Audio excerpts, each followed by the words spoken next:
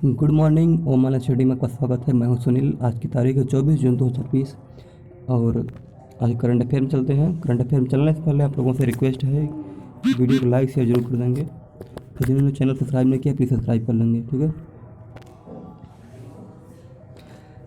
अप्रैल 2020 के अंत में भारत अमेरिकी सरकारी प्रतिभूतियों का डैश सबसे बड़ा धारक बन गया है।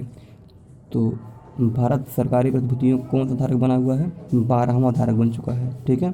इसमें क्या होता है, 157.4 बिलियन डॉलर की संपत्ति के साथ भारत अप्रैल के अंत में अमेरिकी सरकारी प्रतिभूतियों का 12वां धारक बन चुका हुआ है, ठीक है। यहाँ पे अप्रैल के अंत में इसमें क्या होता है, यह अमेरिकी ट्रेजरी विभाग के आंकड़ों को पता चला।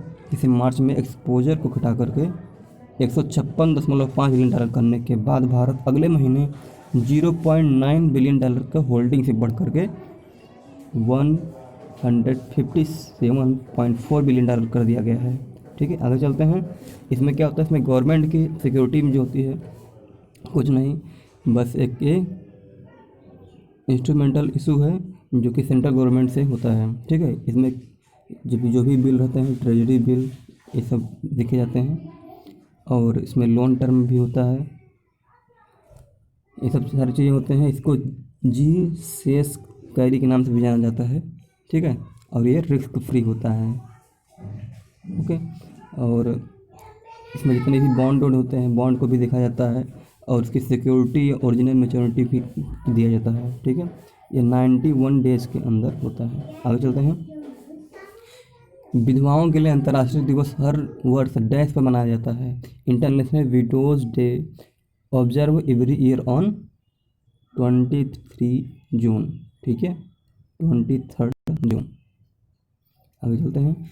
ये विधवाओं का अंतर्राष्ट्रीय दिवस हर साल 23 जून को मनाया जाता है क्योंकि उनकी विधवाओं की आवाज़ों अनुभवों पर ध्यान आकर्षित करने के लिए उनके पास की जो भी चीज़ें रहती हैं, जैसे उनकी ज़रूरत जितनी भी हैं, उनको पूरा करने के लिए अद्वितीय समर्थन के लिए किया जाता है, ठीक है।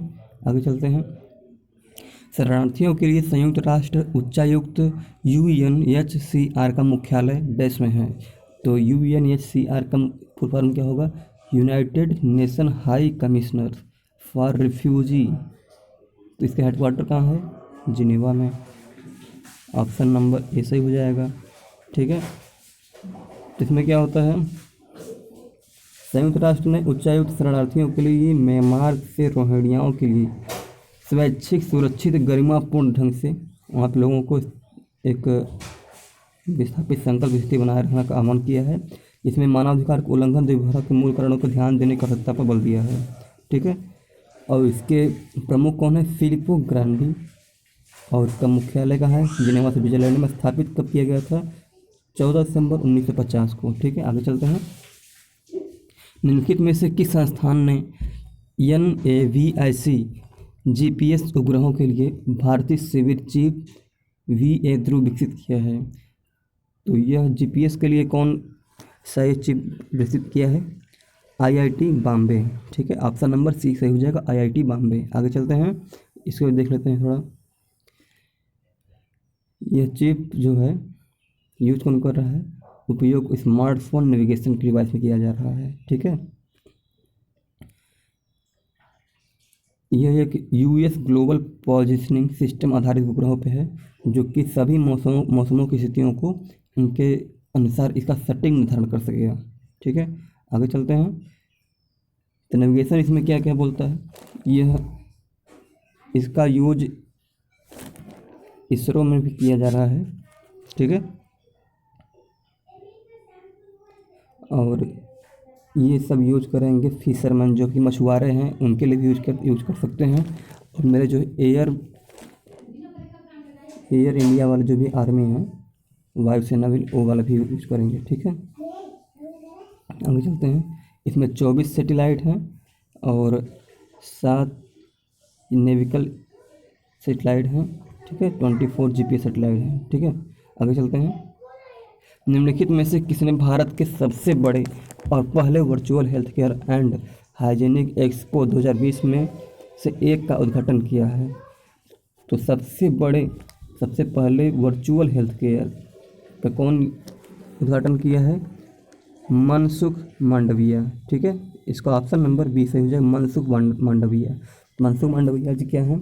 केंद्रीय रसायन और उर्वरक राज्य मंत्री। ठीक है, केंद्रीय रसायन उर्वरक राज्य मंत्री जी हैं। ठीक है, ये वर्चुअल हेल्थ केयर और स्वच्छता पर ध्यान देंगे। आगे चलते हैं। निम्नलिखित में से किस बैंक के स्वास्थ्य देखभाल की जरूरतों के लिए सह ब्रांड कार्ड स्वास्थ्य प्रोग्राम के शुभारंभ के लिए अफोर्ड प्लान के साथ भागीदारी की है? तो अफोर्ड प्लान के साथ कौन भागीदारी किया है किस बैंक ने? तो यहाँ पे बैंक का नाम है यस बैंक। ठीक है, ऑप्शन नंबर ई सही हो जाएगा। हाल ही में लक्ष्मण सिंह लेहल का निधन हो गया, वह कौन थे? लक्ष्मण सिंह लेहल जी कौन थे? लक्ष्मण सिंह लेहल जी एक सैन्य अधिकारी थे। ठीक है, इनके बारे में जान लेते हैं। ये हीली और बोगरा की प्रसिद्ध लड़ाई में 1971 के अभियान में लड़ी गई थी। इनके ये पूर्वी थिएटर में निर्णायक की लड़ाई थी जो। ठीक है, 1970 में माउंटेन डिवीज़न में कमान संभाली थी। ठीक है, आगे चलते हैं। ये भारत पाक के युद्ध के दौरान ये सब समिति हुई थी। अब चलते हैं। संयुक्त राष्ट्र लोक सेवा दिवस हर साल मनाया जाता है। संयुक्त राष्ट्र लोक सेवा दिवस, United nation public service day. United nation public service day किस डे को मनाया जाता है? 23 जून को। ठीक है, आगे चलते हैं। निम्नलिखित में से किसे व्यावसायिक जोखिम प्रबंधन इंटरनेशनल एसोसिएशन के प्रमुख कार्यकारी अधिकारी के रूप में नियुक्त किया गया है? तो यहाँ पे ऑप्शन नंबर बी सही हो जाएगा, निराकार प्रधान जी को। एक इंटरनेशनल एसोसिएशन के प्रमुख अधिकारी हैं। ठीक है, इसमें क्या होता है कि प्रधान स्टेट बैंक और भारत और यूरोप के जनरल ग्रुप की टीमों के साथ नेतृत्व किया गया है इनको।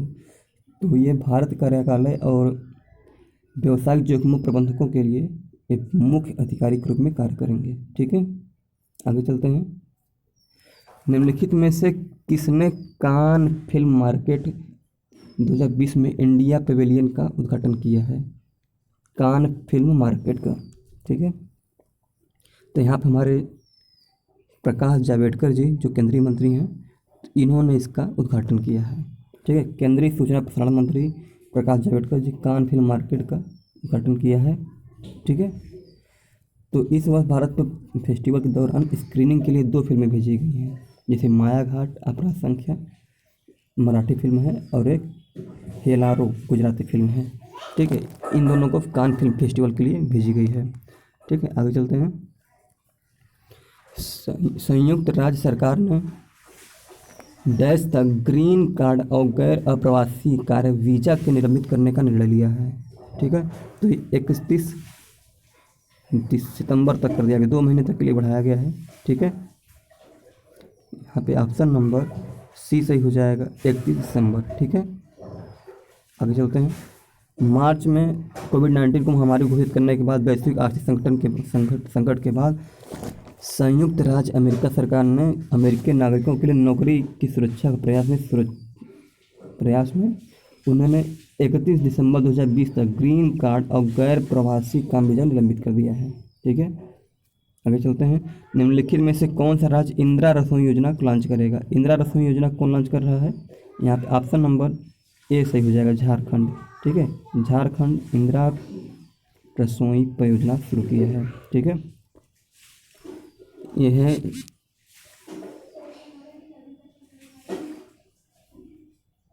झारखंड के मुख्यमंत्री अशोक गहलोत जी ने, इन्होंने ही घोषणा की है। ठीक है, इस घोषणा में क्या होगा कि रियायती दरों पर शुद्ध और पौष्टिक भोजन दिया जाएगा और इसमें 100 करोड़ रुपए खर्च करेगी। ठीक है, आगे चलते हैं। हाल ही में किस राज्य सरकार ने कोविड-19 के रोगियों की पहचान के लिए प्रतिजन परीक्षण शुरू की है?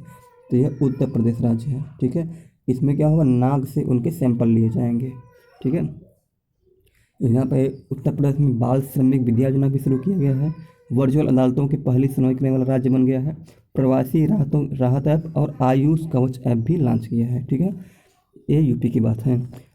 अगला क्वेश्चन है, हाल ही में शहरी गरीबों के लिए गारंटी रोजगार योजना शुरू करने वाला पहला राज्य कौन बना है?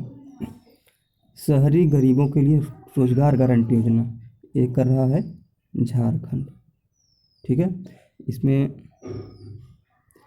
झारखंड है, और इसमें झारखंड ने क्या क्या किया है, नीलांबर पीताम्बर जल समृद्धि योजना भी की है, सहरोई और कोहबर आर्ट को जीआई टैग मिला हुआ है। इसको भी बहुत इंपॉर्टेंट है, जीआई टैग वाला क्वेश्चन बहुत आते हैं एग्जामों में, जिसे याद कर लीजिए।